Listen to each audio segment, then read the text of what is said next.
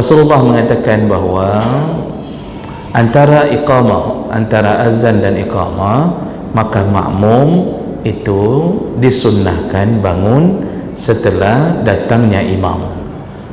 Kata Rasulullah dalam hadis Bukhari, la taqumu hatta tarawni, jangan kalian bangun sampai engkau melihatku datang.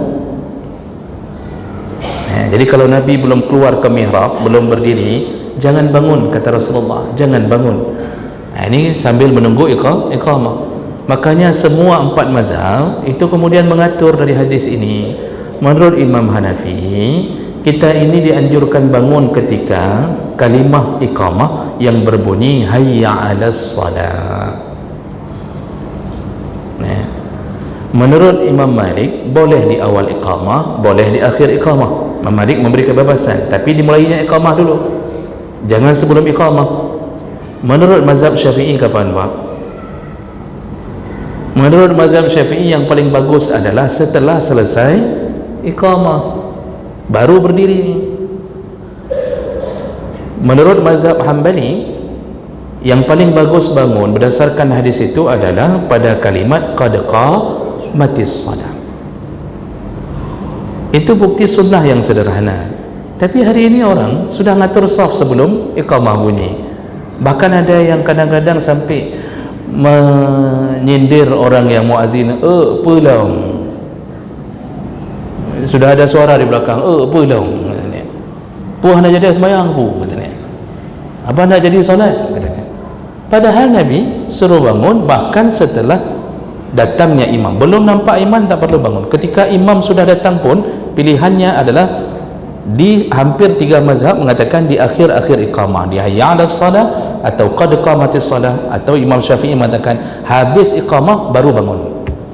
Lalu ada orang yang bertanya, kalau begitu kapan atur saf? Ini kalau tidak faham, inilah yang terjadi, sehingga mengira bahwa atur saf itu sebelum iqamah. Salah, Pak. Atur saf itu kapan? Habis iqamah bangun, maka imamlah yang kemudian diberi hak untuk mengatur saf. Imam itu sunnahnya jangan langsung takbir.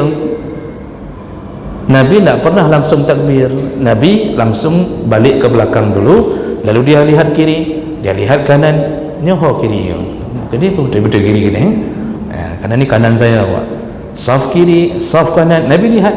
Bahkan Nabi pernah masuk ke dalam saf karena ada sahabat yang mereng safnya. Nabi luruskan. Lalu kata Nabi, jangan sampai tidak lurus, karena saf yang tidak lurus akan menyebabkan hatimu terpecah belah. Nah, sampai begitu Nabi tidak solat dulu, dia terus saf. Lalu Nabi baru keluarkan kalimat sawu wa'tadilu. Dalam hadis yang lain, sawu sufufakum, atur saf. Fa inna taswiyatas sufuf min tamamis shalah. Itu antara sunnah Nabi. Maka tidak perlu bangun cepat-cepat. Lalu kemudian melihat orang yang belum bangun, sambil lirik-lirik mata ke teman sesama yang sudah bangun, sambil membuat apa hana mafhum, katanya. Padahal orang yang duduk itu yang paling faham, dia tahu kapan harus bangun. Ini kan sunnah yang ditinggalkan. Jadi itu contohnya begitu, Jamal. Asal tahu lakukan, kalau belum tahu tanyalah, belajarlah.